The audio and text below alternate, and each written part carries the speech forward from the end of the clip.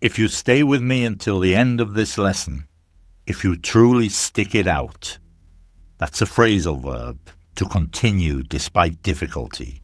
If you truly stick it out, you will not only understand one of the most explosive geopolitical moments of our time, but you will dramatically upgrade your ability to discuss international affairs, security, diplomacy, and power in English. This episode will stretch your vocabulary, sharpen your listening skills, and give you the linguistic tools to talk about global politics with confidence, clarity, and authority. So don't tune out. Don't drift off. Stay focused, because everything that follows builds toward mastery of English. At the heart of this story lies a dangerous and uncomfortable question. Is the United States at war with Venezuela? The official answer is no.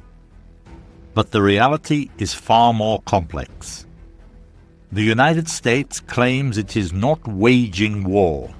That's a formal phrase, engaging in armed conflict.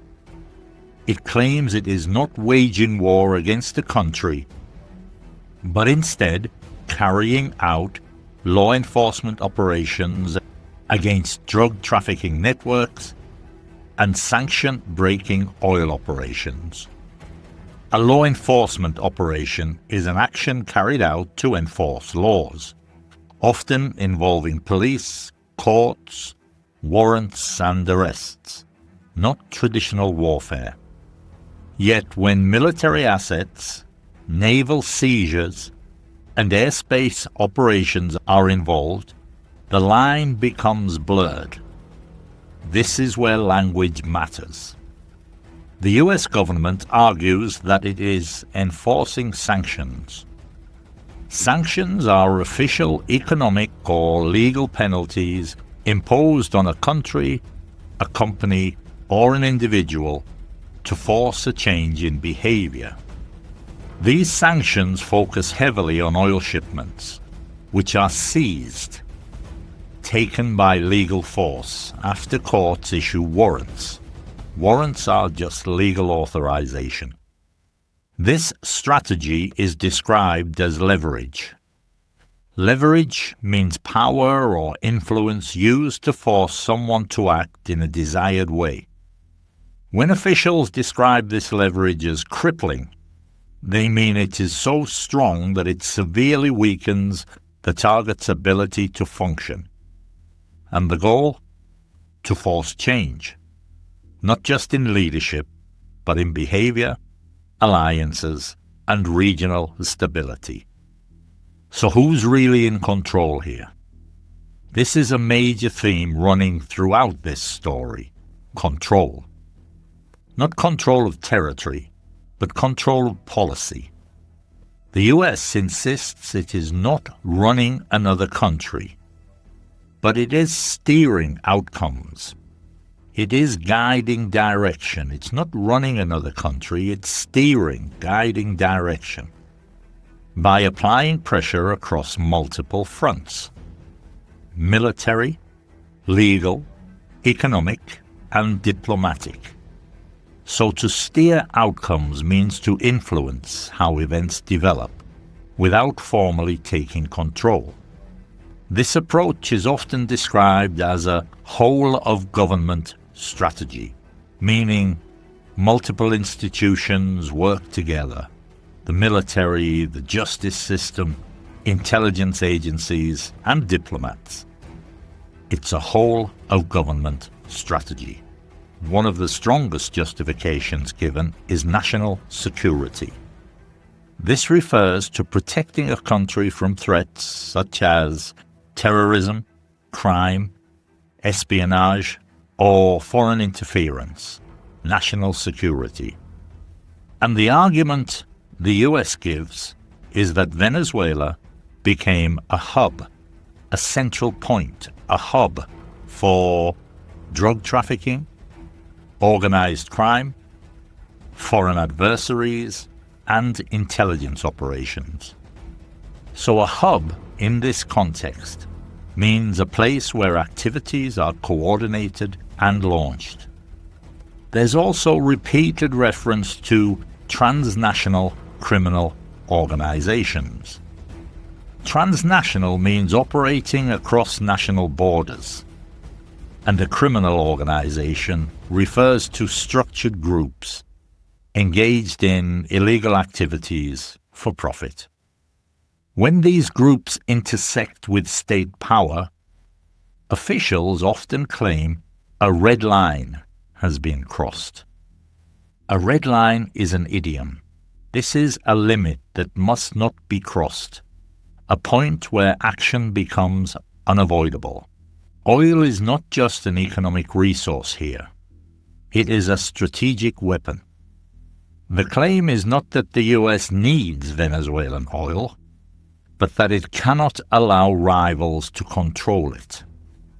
Rivals are competing powers with opposing interests. The concern stated by the US is that oil revenue was enriching adversaries, making enemies wealthier, enriching adversaries, rather than benefiting the population. And this leads to one of the most emotionally charged points: mass migration. Over 8 million people left Venezuela. Mass migration means the large-scale movement of people, usually caused by crisis or conflict or economic collapse. This kind of migration is described as deeply destabilizing. Destabilizing means causing instability, insecurity, or chaos, especially across borders. For neighboring countries like Colombia and Brazil, this is not abstract theory. This is lived reality. Although democracy is repeatedly mentioned, it is not presented as the immediate priority. Instead, the focus is on security, on compliance, on control of criminal activity. Compliance just means obeying rules or demands. Elections are framed as premature, happening too early, until what officials call the underlying problems are resolved. This reveals a powerful phrase often used in geopolitics: first things first. An idiom that means deal with the most urgent matters before others. One of the most emotionally loaded expressions in English political language is boots on the ground. This phrase means soldiers physically present in a country, often signaling invasion or occupation. US officials insist there are no boots on the ground, except briefly during precision operations. A precision operation means a carefully planned, limited action designed to achieve a specific goal with minimal damage. They emphasize no prolonged fighting, no occupation, no invasion. Instead, they frame this action as law enforcement with military support. Critics are comparing the situation in Venezuela to Iraq, Libya, or Afghanistan. And the response from the US is, that's comparing apples and oranges. This idiom means comparing two things that are fundamentally different. The argument put forward is that Latin America has different political structures, cultural ties with the US, and different historical dynamics. Therefore, the outcome will be different, or so they claim. The final message here is blunt and uncompromising. Rubio states that criminal states will not be tolerated.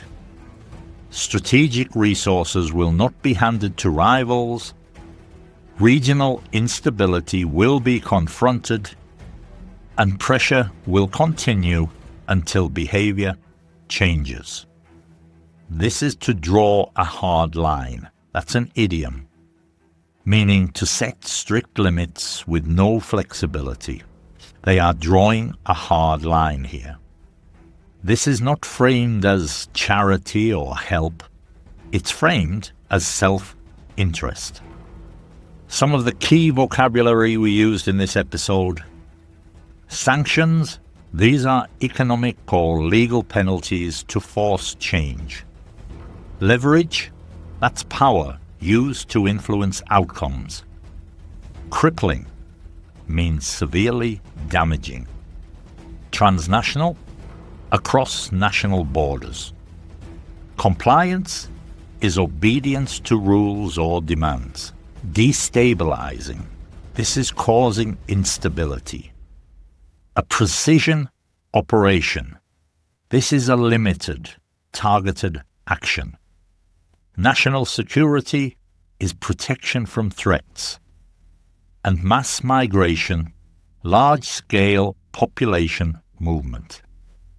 We used a few phrasal verbs in the episode: to stick it out, continue despite difficulty, crack down on, take strong action against, carry out, execute a plan, clamp down, restrict forcefully. To back up is to reconsider or review. A few idioms and sayings. A red line. This is a limit that cannot be crossed. First things first. Deal with priorities. Boots on the ground. Military presence. Apples and oranges. Incomparable things. And to draw a hard line. This is to set strict boundaries. And that's everything for today. Thank you for listening. This is Listen. Don't forget to share and subscribe, and I'll see you in the next episode. Until then, bye-bye for now.